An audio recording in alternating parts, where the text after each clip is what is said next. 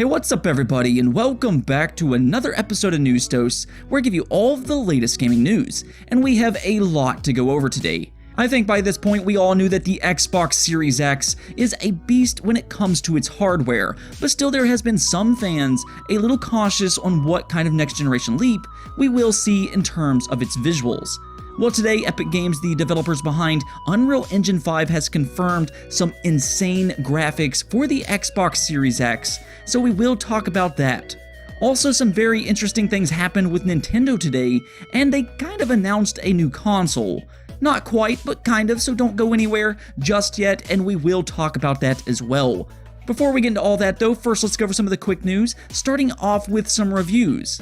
Two very high-profile games linked to PlayStation will be making their debut this week. Ghost of Tsushima exclusively for the PlayStation 4, and Death Stranding, which released today on the PC. Reviews are coming out now for both titles, and I'm happy to say both are doing very well.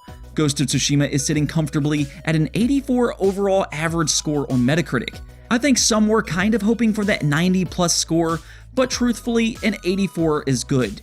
It's always been very obvious that this game is very good looking and possibly one of the best looking games of this entire generation, especially with the way the vegetation works in Ghost of Tsushima.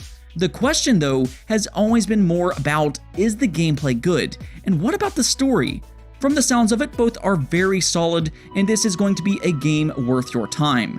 I think this is a good way to end the PlayStation 4's generation, with Ghost of Tsushima being the swan song. Now, Death Stranding, on the other hand, already released on the PlayStation 4 last year, and it was very polarizing to say the least. It did get an 82 overall score on the PlayStation 4, but I don't think the scores say everything here, because the game was really, you either loved it or you absolutely hated it. There wasn't much middle ground there, and I don't expect the PC game to be much different. It does have an 85 overall score on the PC though, which the thing you can take away from that is that the performance is good. In fact, you can now play Death Stranding at a stable 60 frames per second, which is huge. This is also good news for fans waiting to play Horizon Zero Dawn on PC, because both do run on the Decima engine. So good news here all around, and I hope you enjoy Ghost as well as Death Stranding. In other news, we do have a quick game update. PUBG has officially sold 70 million copies worldwide. Yeah, they didn't say downloads, but they actually said that PUBG sold that many copies.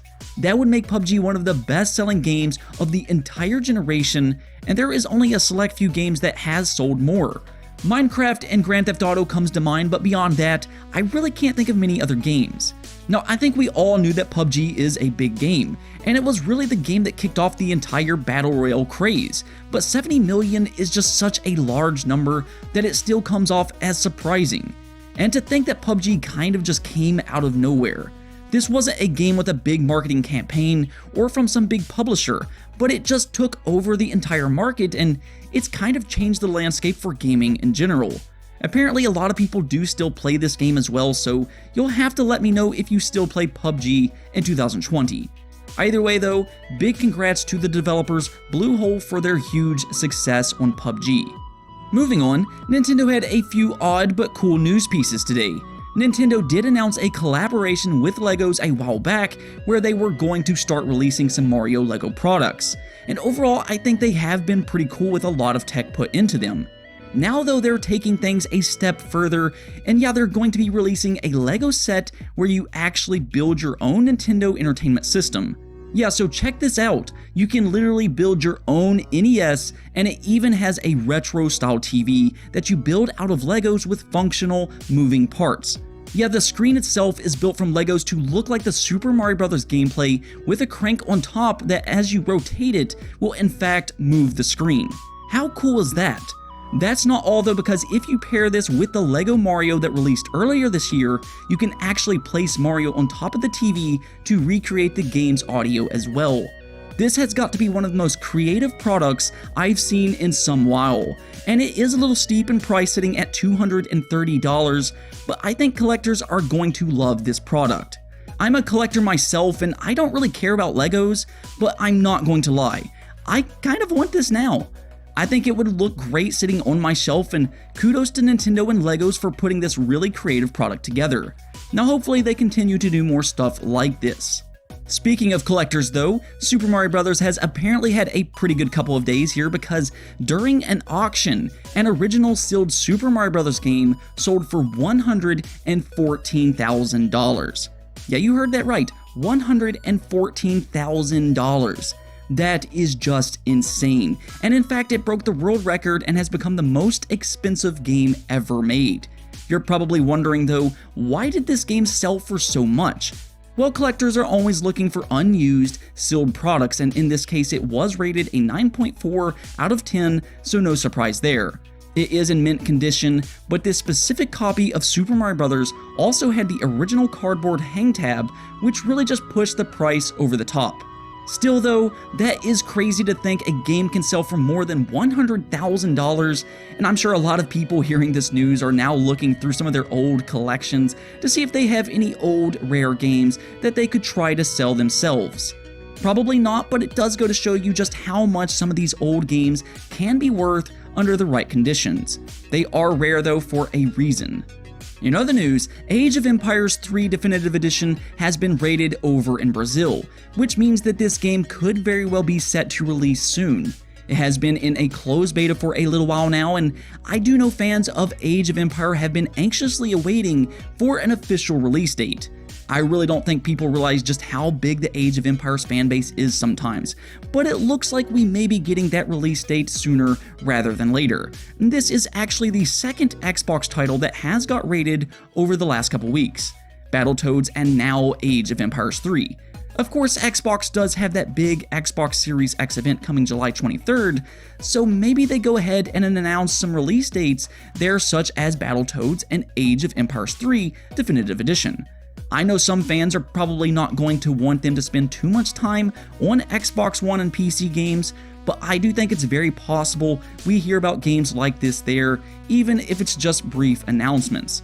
They do have some already announced titles for Xbox One and PC without release dates like Battletoads, Age of Empires 3, Psychonauts 2, and Gears Tactics. Now, they could technically announce them individually like they did with Flight Simulator yesterday, so I wouldn't rule that out either. For some reason though, I have a feeling that Age of Empires 3 and Battletoads in specific are going to get surprise release dates at this event and be released very soon. Maybe they come out with an Age of Empires 4 trailer or something like that, and then at the end, they say you can play Age of Empires 3 Definitive Edition starting today. Hey, maybe that could actually happen. The Xbox Series X event has been very interesting to follow though, because there is a lot of hype and excitement surrounding this event. And something we talked about last week was, will the Initiative show their new game at this event on July 23rd? The Initiative, of course, is a new Xbox studio built from the ground up with all-star talent inside the studio, so there is a lot of fans very excited to see what they're developing. There is a lot of speculation as to what they're working on, many believing that it will be a Perfect Dark reboot, which personally I would be absolutely thrilled about. See, the thing is, the Video Game Chronicles earlier in the month reported that their sources are claiming that the Initiative will show their game at this event, and VGC is a well-trusted news outlet that has accurately leaked a lot of information over the last year. On the other hand, Jeff Grubbs from VentureBeat, who has also leaked information accurately recently, states that the Initiative will not be at this event. That also makes sense considering it has been reported that Xbox will be holding games back and will instead announce more next month to counter PlayStation's event in August. But however, what if both are right? What if we get a small teaser of the Initiative's new game in July, and then next month we get actual gameplay? The reason I am bringing this back up once again though is because the head of Xbox Studios, Matt Booty, in an interview with Polygon, which oddly was taken down for some reason, had this to say when talking about the Initiative. I don't want to get into it too much, particularly with our showcase coming up, in terms of what the Initiative is doing, but I'll just say that obviously we spent a lot of time talking with them and reviewing and seeing what's going on. I think people are going to be pretty excited when we start to talk about what's going on there. So there it almost sounds as if they do plan on talking about the Initiative's new game at the July event. Now, Jeff Grubbs did respond by doubling down on his initial report and says that it could also be read in a way that Matt Booty does not want to derail from the Series X event by talking about the initiative game right now. So it will be very interesting to see if the initiative shows up at this event in some shape or form. I guess we won't have to wait for too much longer to find out. What do you think though? Will the initiative show their first game at this event or not? Let me know in the comments below. Enough speculation though, because we do have some confirmed Xbox Series X news today as well. So out of all of the games shown for the Xbox Series X and the PlayStation 5, there has been one game that has really stood out to me as just being a wow factor, like it truly looks next generation, and that is Hellblade 2.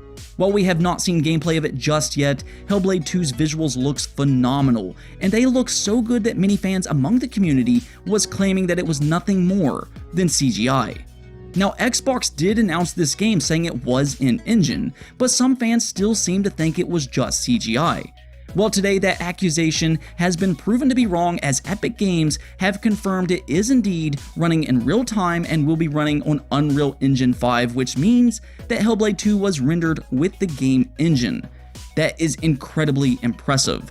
Now, do keep in mind that this isn't gameplay, so the jury is still out on if the gameplay can look similar to this, but the fact that the Xbox Series X can render a game with these kind of details in real time truly is impressive. As for the gameplay though, I do expect stunning visuals there as well. If you've played the first Hellblade game, that game looks stunning and it had like 20 people working on it. I would even go so far as to say that it had some of the best facial animations in the entire industry, and Hellblade 2 looks to take a big step up from that. It has went up to, I believe, 50 developers this time around, and they do have Microsoft backing them up this time as well with financial support. So I think this may be the first game that really gives us a sign on what next generation is all about. Ninja Theory has already proven to be very talented with the first Hellblade game, and with that extra power from the Series X and things like ray tracing, I do expect this to be a really good looking game when they do show some gameplay, hopefully this month. Again, it may not look like this in-engine footage, but I do expect a great looking game. It's certainly good to have confirmation that it is running in real time though.